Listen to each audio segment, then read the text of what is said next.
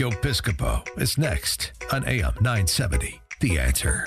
I want to turn our attention now, if I may, to Nicole Malliotakis. This is one of the bright young gals in New York politics. If you're listening around the country on AM970answer.com or you're watching us around the country, around the world, Nicole is a real star in the Assembly of the state of New York and running for mayor on the Republican and conservative tickets, going up against Bill de Blasio in the most progressive, I guess outside of Los Angeles and San Francisco, the most progressive city in the country, right, Nicole? I mean, really, in New York, and I give you credit for that, girl. Well, look, there's no doubt it's a Democratic town, but New Yorkers pulled the lever for Republican 5 consecutive elections. Yeah, Rudy. So New Yorkers are intelligent and they are savvy. They are individuals who vote for the person, not the party. And under this administration, we haven't fared very well. We've seen the quality of life deteriorate. And I asked the basic question when I go out there, we're spending $15 billion more this upcoming year under Bill de Blasio. Do you feel that you've received $15 billion worth of improvements in your life in terms of quality of life, in terms of the streets being clean and potholes and services? And I think the basic response when you ask that question is no, we haven't. And I think there's a clear mismanagement of taxpayer money, and we've seen many policies come forward, whether it be now or not, even things like public urination and littering. Those quality of life crimes the penalties have been lowered, and it has had a real impact. It has been a real impact, and if you read the paper, you read about it every day. Then we have the issue with mental illness in our city, which is a tremendous issue that we're not addressing. We're turning a blind eye to. We had a police officer assassinated by somebody who was mentally ill. We had a FDNY EMT run over and killed by someone who also had mental illness. And you read about it regularly, slashing on the subway, someone trying to stab somebody with scissors outside Salvation Army. Often this is homelessness and mental illness that overlap. I'm so glad you mentioned that, because this was exactly what happened in Vegas. This guy, how do you see that? But to your point, and I'm old. You're a young gal, and I appreciate that. But I'm old and remember what the city was in the 70s when I started out doing comedy, and then Rudolph Giuliani came in, cleaned it all up, and people said, "Oh, you're being too harsh on the squeegee guys and on the home." He cleaned it up, turned the city around, and then Bloomberg took it to the next level, which was great. Mayor Bloomberg did.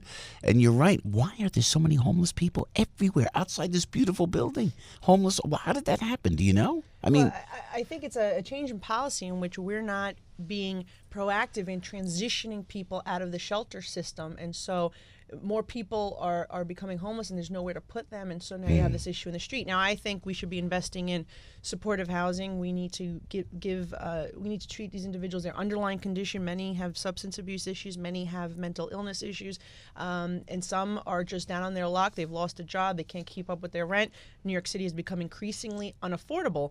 We need to invest in educational opportunities, vocational training, get individuals a skill where they can start a business, they could join a union, and provide for themselves and their family. So I think it's a approach that needs to be taken from different angles. What I disagree with heavily is what the mayor said on Friday, which he wants to now use the taxpayers' money to pay a year's worth of rent for individuals, and that is not I think a viable solution. In fact, here you have New Yorkers who are struggling to pay their own rent, and now you want them to pay other people's rent. We're running into the gubernatorial race in New Jersey, and no names mentioned. I don't want to vilify anybody. I always like to leave hate out. But seriously, why do the progressives always want to just tax us to come up with a revenue stream? What about bringing businesses in? You keep taxing the business. Like Jersey, a lot of the very, very wealthy individuals are leaving, and they go to South Carolina, they go to Florida. If I have one more big rich friend that moves to Florida, it happens in New York too. You'll dissipate all the revenue.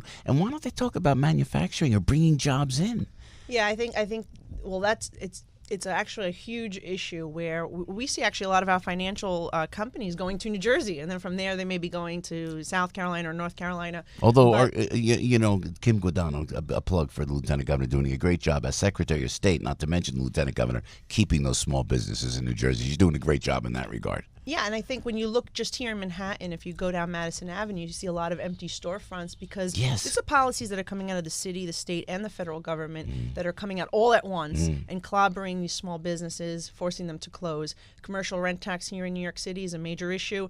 In Manhattan, and I think it contributes to the reasons why you're seeing a lot of these storefronts closing. When you look at property taxes, the property tax levy has increased 28% under Mayor de Blasio. So, that's a cost that's going to be passed on to the renter. If you're the homeowner, you're paying it directly. So New York City is becoming increasingly difficult. Government's job is to create an environment where these small businesses can grow and prosper. I mean, what you're seeing now is small businesses closing, being replaced by big box retail. And that's not really what we want. We want to maintain the fabric of the community, especially in the outer boroughs where they rely on that small town feel, and they have a lot of mom and pop shops, and it really has become increasingly difficult with mandate after mandate that have come out of City Hall. Nicole Malliotakis running for mayor, and assemblywoman, assemblywoman's good, right? Nicole's good. Nicole's good. I owe you an apology. There I am, perched up at the Tunnel to Towers run, celebrating America's Bravest with the Tunnel to Towers Foundation in the name of Steven Siller, celebrating all the great heroes of 9/11, the cadets about to run from West Point, the firefighters in full gear about to run, and I'm up with Chris Raggy and Mary Calvi. They're from CBS 2, and I'm on the top perch, and I look down, and there you are, and I'm going through my spiel to 35,000 runners, and in my mind, I see Nicole Malliotakis, my friend, and I go, I should give her a shout-out. And that's what went through my mind. I never got the shout-out to you. And Peter King was up there. See, if you were with Peter, Congressman King, I said, Congressman Peter King, come up and say a few words. I had a script. We were on a deadline. So I'm sorry. I should give you a shout out. But you got to speak, you said. Oh, yeah. They allowed me to address the crowd. Allowed And you. it's such an amazing, we were happy to have you there. What an amazing event. And I've run it before. And when you come out of the tunnel and you see the firefighters there holding photos of their fallen brothers and sisters, it's amazing. It is amazing to Why wasn't the mayor there? Now that I think about it. What?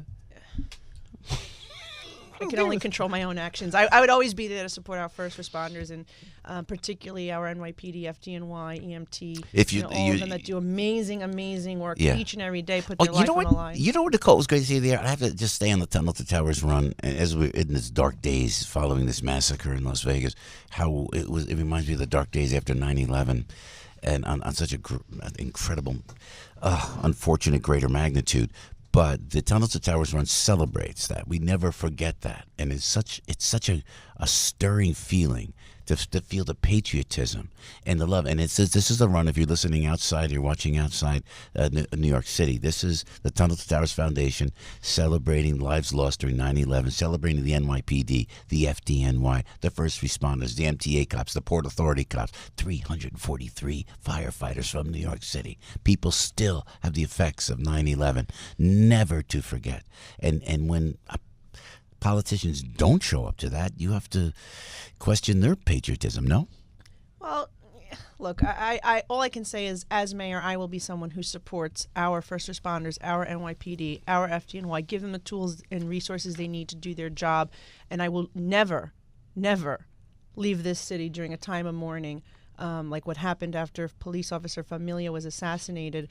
But I would be at that swearing-in ceremony for the 524 officers who had to be scared to death coming online to risk their lives for us, to be there to mourn with them, to encourage them. Yeah. That's where the mayor should have been. I love it. For a young gal, you really get it, and I appreciate that so much.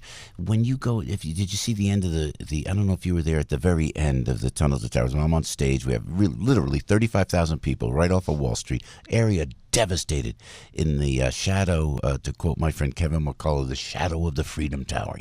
And you could see the Freedom Tower there in place of the towers from the World Trade Center. Then all the firefighters come with pictures of every firefighter lost.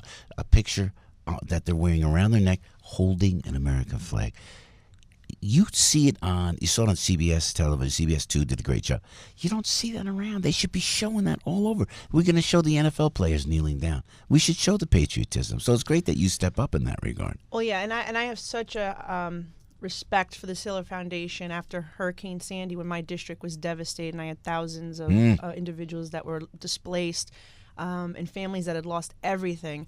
It was the Siller Foundation who really assisted us when we couldn't find FEMA, when you couldn't find these other government programs. They were the ones who came in and helped us deliver supplies, get individuals the things that they needed.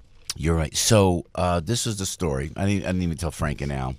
And I got invited to go to the city hall today. I was supposed to be at city hall today. The city, and they were gonna like honor me. It was a Italian American Heritage Day today.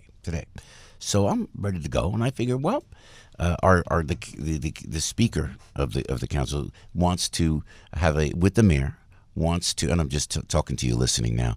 They want to possibly take down the Columbus statue in Columbus Circle, the iconic symbol for Italian Americans. We ain't gonna let that happen.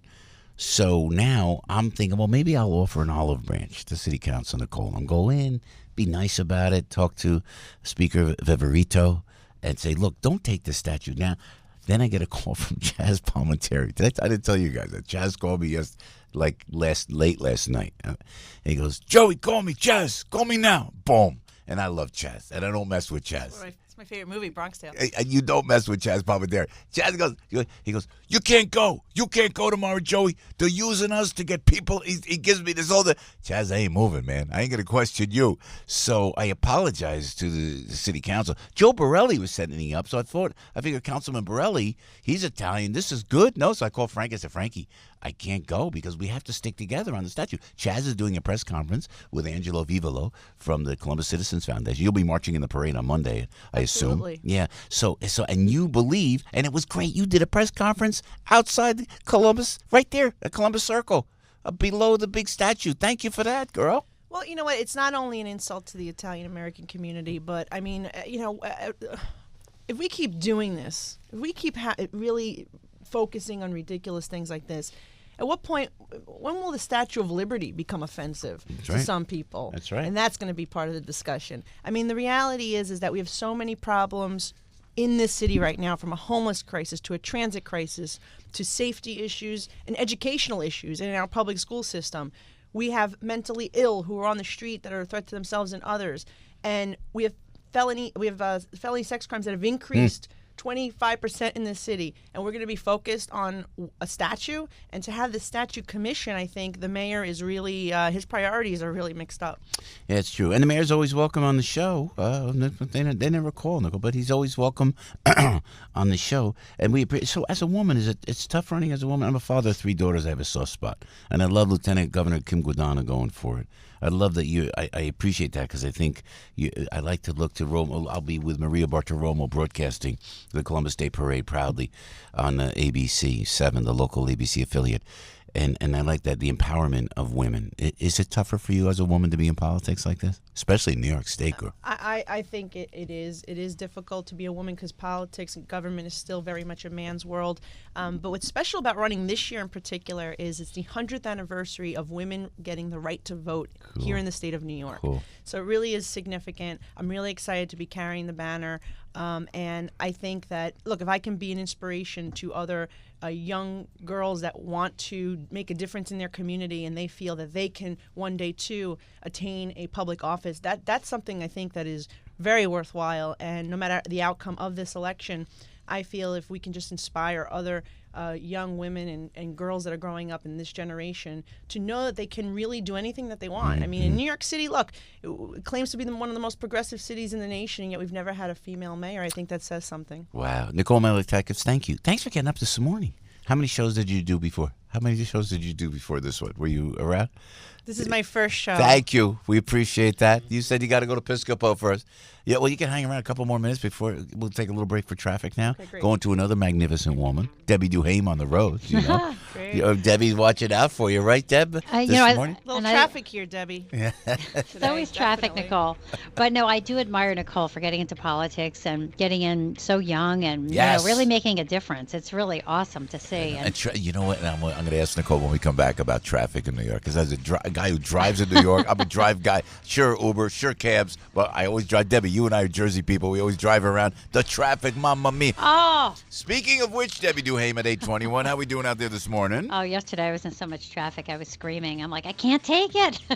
Good morning, everybody. We're going to take a ride over to the southbound side of the West Side Highway into the 70s. It's an accident. Watch out for delays there. Delays stretching back up to the GWB. Now, the inbound side of the GWB. Still waiting about 30 minutes. Lincoln up to 40. Holland, that's about 25 minutes in. Outbound Holland, ongoing emergency construction because of Friday's problems there. Let's go to 280 East, exit 17. They just cleaned up an accident over on 80 westbound, getting out toward exit 39 in Denville. That's an accident investigation. 2 lanes remain blocked. Over on the Taconic southbound into 52 in East Fishkill, an accident there to watch out for, and some stop-and-go traffic still as you head over to the Staten Island Expressway eastbound. That's slowing down, getting out toward Clove Road. It's a disabled car in the way, so do watch out for some stop-and-go traffic. Brought to you by the Foundation for a Better Life. While many rose up with violence, he sat down for peace. Gandhi reached out with the strength he cultivated within his soul. Soul, pass it on from the Foundation for a Better Life at values.com. Sunny today with a high of 71. You now know where not to go. I'm Debbie Duhame, AM970, The Answer. Dennis Prager gives you a lesson in taxes. But they're still saying taxes are being lowered on the rich because it's being lowered on corporations. You know who pay corporate taxes? You. I. Because how do you think they pay it? They pass it on in prices. There's another way in which people pay it. They don't get to hire more people. We pay high corporate taxes in something called unemployment. The Dennis Prager Show, weekdays at 1, right before Michael Medved at 3 on AM 970. The Answer. Hi, this is Michael Riedel. Be sure not to miss my show On the Town, Saturdays at 9 in the morning. Brought to you by The Iceman Cometh, starring Denzel Washington. Coming to Broadway this spring for 14 weeks only. You do not want to miss it. Previews begin March 22nd. Get your tickets at icemanonbroadway.com. The minute you sync your phone to a car's infotainment center, all your personal data is copied to that hard drive. That includes your contacts, emails, GPS locations, and text messages. All this data is then stored in the car's infotainment system's hard drive. Frightening but true. Protect yourself with ClearMyCarData.com. From the leaders in e-data destruction, Guardian Data Destruction, a pioneer in the e-data destruction industry serving Fortune 500 companies throughout the United States. ClearMyCarData.com will remove all your personal data stored in the vehicle's infotainment system, making it untraceable by the next driver or owner. Call 833-CAR-WIPE. That's 833-CAR-WIPE, or visit ClearMyCarData.com. That's ClearMyCarData.com, and get rid of your data before you get rid of that car. 833-CAR-WIPE or ClearMyCarData.com. Winter is on its way. Is your grass cut out for it? Fall is the best time to seed your lawn, and right now the Home Depot has 20% off Scott's Turf Builder grass seed bags, 15 pounds or larger. Only Turf Builder has Water Smart Plus coating technology, along with nutrients to jumpstart new growth and protect against diseases. Get healthy grass guaranteed. For a healthy lawn, it's time to sow the seeds of success with 20% off Scott's Turf Builder grass seed, only at the Home Depot. More saving, more doing. Valid through October 11th.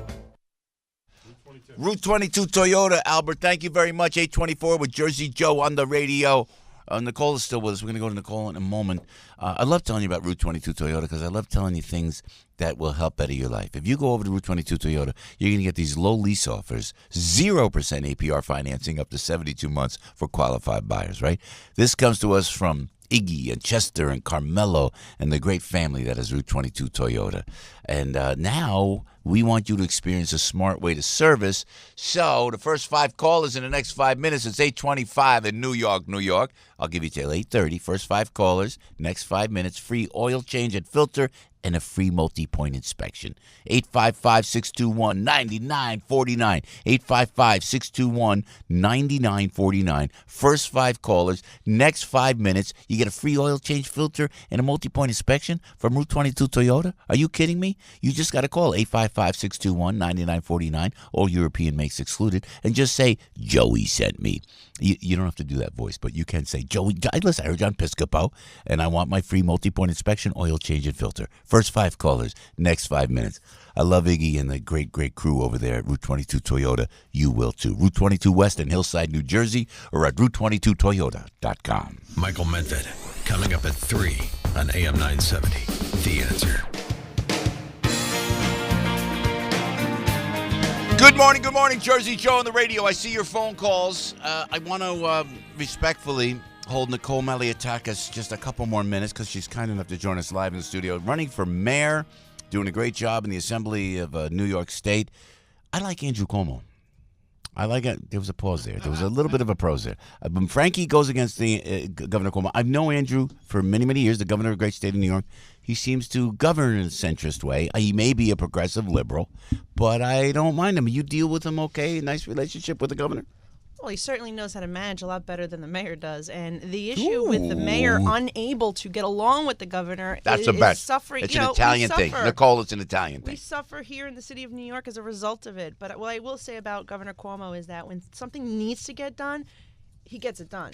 And that's the important thing about governing. And he, after Hurricane Sandy, we were able to work together to address the issues that were plaguing my district. But I do believe that the inability of the mayor to work not only with the Republicans in Washington, but his inability to work with the governor of his own party is causing a major issue for the people of this city, especially when it comes to infrastructure, the transit crisis. It's not good because we need someone who can work diplomatically with everyone. We have so much to talk about. 827. I have the answer for the infrastructure. I have the answer. A P3 partnership. It's got to be a public-private partnership. You can't keep you can't tax. You can't raise the fares. You have to do a public-private partnership with the three different entities. New York State. I always said New York State should be Jersey, and then maybe an international entity. You want to talk about it? I have exactly how you can get the money for it, how you can fund it, how you can build a gateway project.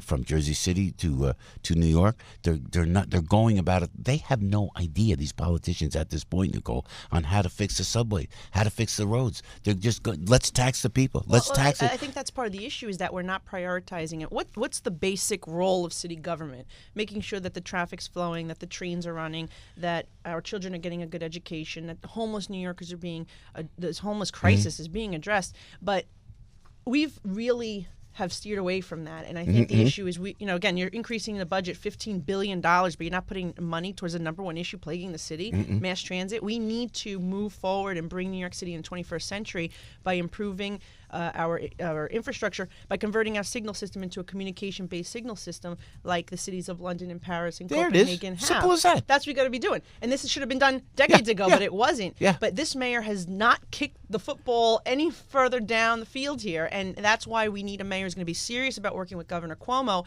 to transition our system into one that's in the 21st century, not pre-World War II subway signals that we have in the greatest city of the world. I know, and mass transit is mass transit, which is great, but I'm a Jersey guy. I drive in. They charge me a fortune to get into the city, right? And I always park, and it's everything. It costs a fortune. The traffic in New York is the worst I've ever seen it, ever at any time. Even Debbie said it. Our traffic gal said the whole thing. You have now come up with, and God bless you for this, because I've always said, smart light technology. God bless you. Is that with the infrared kind of situation? Well, is that so it's sensors that are able to sense the traffic. I had that idea. Is it available? This is it is available. It's been available, and other cities have thought it. I invented but again, New York City is not focused on bringing the city into the 21st century, utilizing technology to deal with population growth and economic growth. I mean, this is where we should be spending our money to make sure that we're addressing these infrastructure needs. So yesterday I was with Councilman Steve Matty on Staten Island. I was also in Queens talking about this plan to invest the money that the mayor's using for Vision Zero over the next 4 years, $1.6 billion.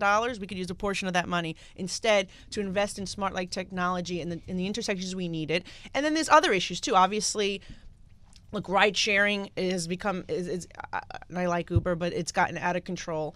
You're adding 55,000 vehicles to the streets. The mayor himself in city government has added 25% increase in city vehicles on the street. So all these things matter. But if we had a subway system that actually worked, more people could take it. If we invest more in ferry system utilizing our waterways, those are cars off the road. So I think there's a lot of things we can be doing to improve our situation, but we're just not focusing on what's important, what city government should be actually doing. If you put Purell in the subway system, I will go down. And the issues with the taxi medallions. I mean, these people put their life savings into this, and now it's a Ponzi scheme basically by the government, and it's terrible. They've lost all their that has to be addressed. I mean, there's a lot of things that need to be addressed in the city, and of course, our mayor's worried about the Columbus statue. Please, well, we're protesting that. That ain't coming down, and we appreciate you support. A vote for Nicole is a vote for the Italian American community because you're back not taking the statue down. That's no small issue to Italian Americans. Look, we all have faults. Certainly, Christopher Columbus had faults, but no, don't take the statue down. Not in New York, not at Columbus Circle. So we appreciate your support of that. Nicole, keep up the fight, girl. Proud of you. Thank you very much. I ask everyone to visit my website, NicoleForMayor2017.com.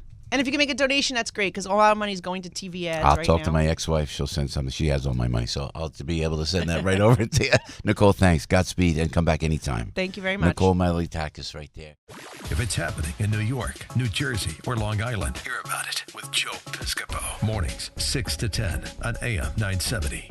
The Answer.